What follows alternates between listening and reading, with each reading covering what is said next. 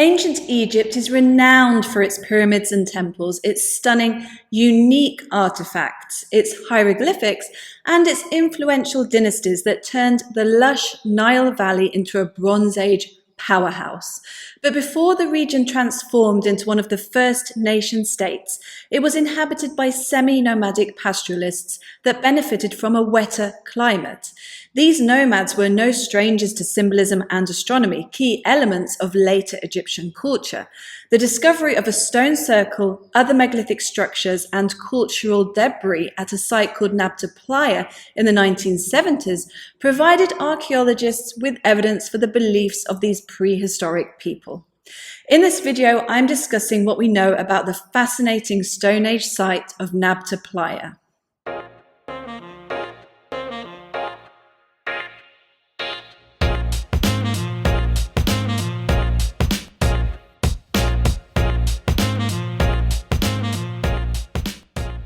Nabta Playa is located 100 kilometers west of Abu Simbel in the Sahara Desert. It's a large basin that drains internally, which means it doesn't flow into a river or a sea. Although totally dry now, the area was flooded from time to time between 9000 and 3500 BCE due to summer monsoon rains traveling north from Central Africa. This wetter climate enabled semi-nomadic pastoralists to occasionally spend time on the shores of the basin. Eventually, these pastoralists were able to create permanent settlements there by digging deep wells to sustain their villages. During the late Neolithic, around 5500 BCE, a new sophisticated group came to the area, the Ruat el-Bakar people. And then from around 4600 to 3400 BCE, in what's classed as the terminal Neolithic, the Bunat el-Ansam people settled there. The site first came to the attention of archaeologists exploring the area in 1972, when they noticed pottery sherds around the basin, which led them to investigate Nabta Playa further. What they found next was evidence for a distinct ceremonial landscape. By the way, there aren't many open access photographs of the site available. I've done the best I can with what I can find. Nabta Playa is mostly famous for its stone circle. But as if that's not enough, it has many other structures and artifacts which attest to its ceremonial importance during the Neolithic. It's thought that it first became a regional ritual center of sorts during the Middle Neolithic from 6500 BCE, when people from different geographical areas met up on its northwestern shore each summer.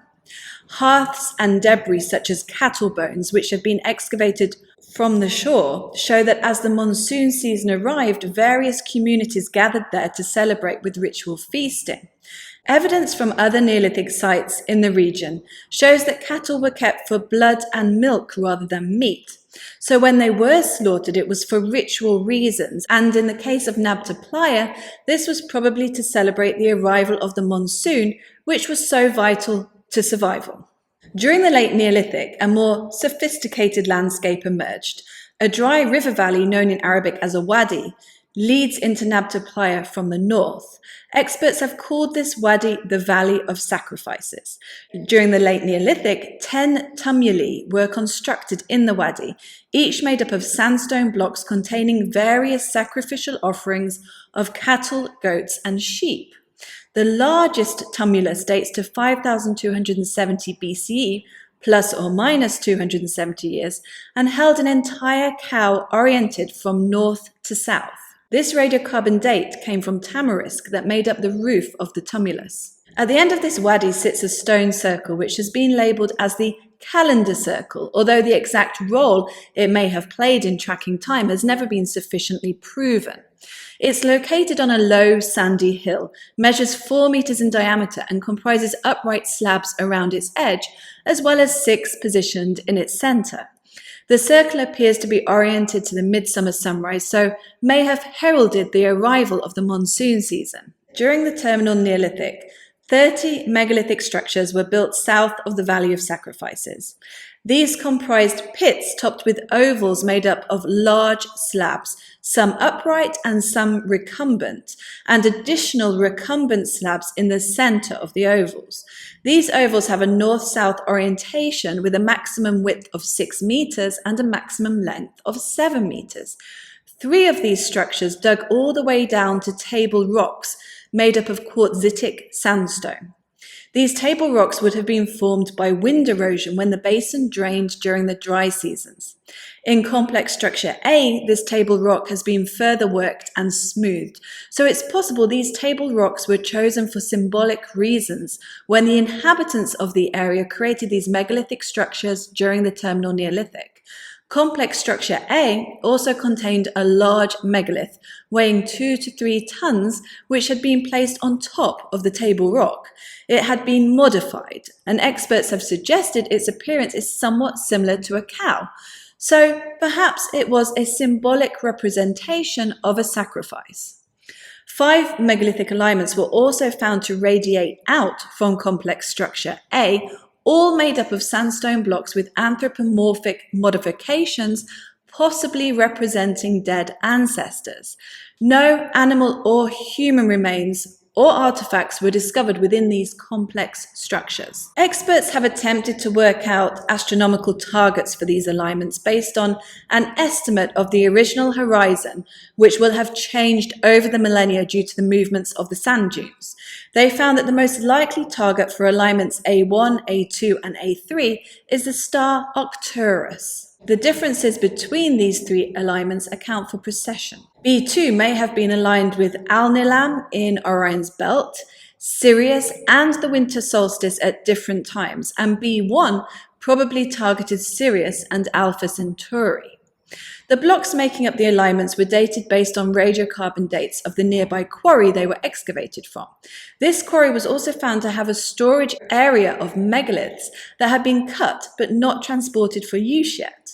As well as the alignments, there are other clusters of megaliths in the area, with each block varying in size from 50 kilograms to several tons.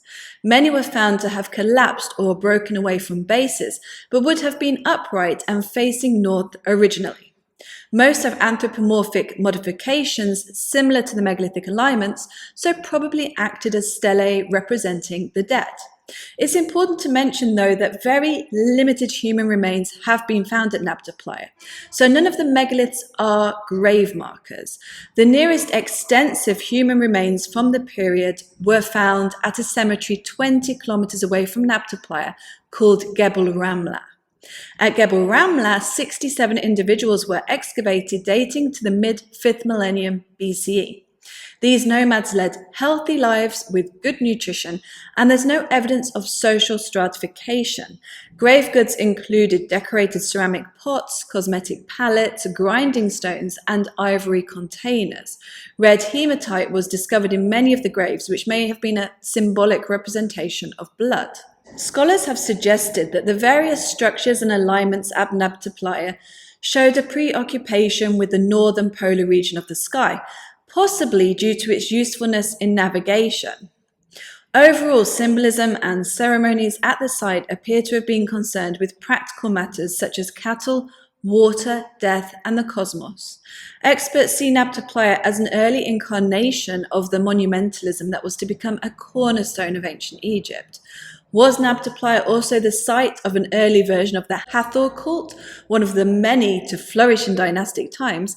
Maybe, but it's also important to remember that cattle were well respected amongst many different and unconnected Neolithic cultures because they were an integral part of survival. There are many examples of ritual feasting associated with cattle and Neolithic settlements or megalithic structures. For example, in Scotland, structure 10 at the Ness of Brodgar was ritually destroyed during a ceremony that involved ritual feasting on cattle, with the discarded bones then being placed around the building and a skull being placed inside it. With regards to the 5 alignments, what I've discussed here is based on a paper from 2007. However, prior to this paper, other possible alignments had been put forward. In 2005, Brophy and Rosen suggested in the journal Mediterranean Archaeology and Archaeometry that the alignments targeted Sirius, Vega, and stars in Orion around the end of the 7th millennium BCE.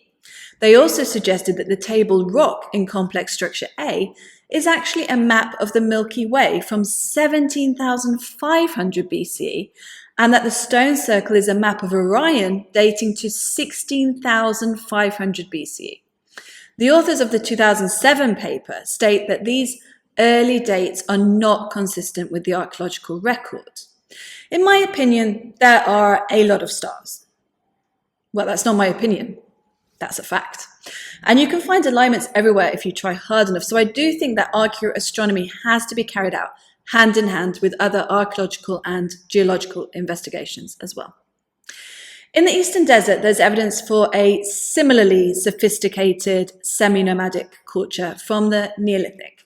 Although the pastoralists in the Eastern Desert didn't build megalithic structures, they did carve thousands of pictures into the rocks lining the dry river valleys in that area.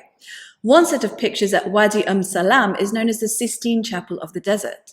As well as pictures of cattle and wild animals, there are also depictions of gods traveling in boats and hunting. These latter images bear a distinct resemblance to the later iconography of ancient Egypt.